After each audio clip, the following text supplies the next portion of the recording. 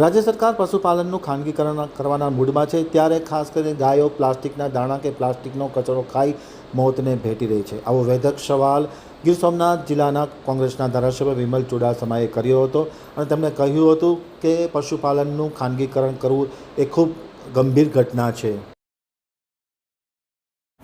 આજે પ્રશ્નોત્તરીમાં મારો પ્રશ્ન નંબર 16 હતો, ત્યારે મેં પૂછવામાં આવ્યું કે ગીર સોમનાથ જિલ્લા અને જૂનાગઢ જિલ્લામાં જે પશુ દવાખાનું આવેલું છે તેમાં મંજૂર થયેલું મેકમ કેટલું અને તે જગ્યાઓ ક્યારે ભરવામાં આવશે અને કેટલી જગ્યાઓ ખાલી છે। ત્યારે મને જવાબમાં દેવામાં આવ્યું કે ગીર સોમનાથ જિલ્લામાં પશુ ડૉક્ટરોની 10 જગ્યા ખાલી છે, જૂનાગઢ જિલ્લામાં 21 જગ્યા ખાલી છે અને આ જગ્યાઓ અંદાજિત અમુક જગ્યાઓ 1 વર્ષથી ખાલી છે, અમુક જગ્યાઓ 2 વર્ષથી ખાલી છે।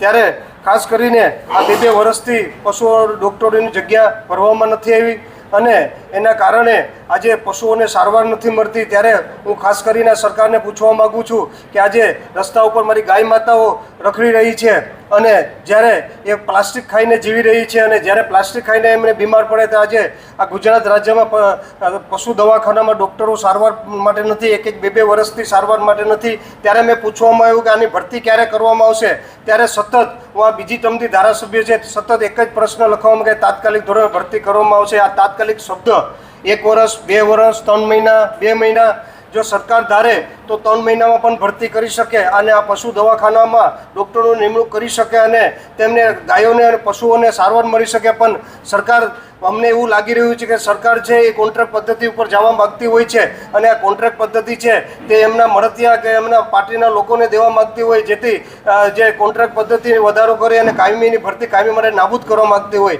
ત્યારે જો સરકાર ઈચ્છતી હોય તો 3 મહિનામાં આ ભરતી કરે અને પશુઓને સારવાર મળી શકે।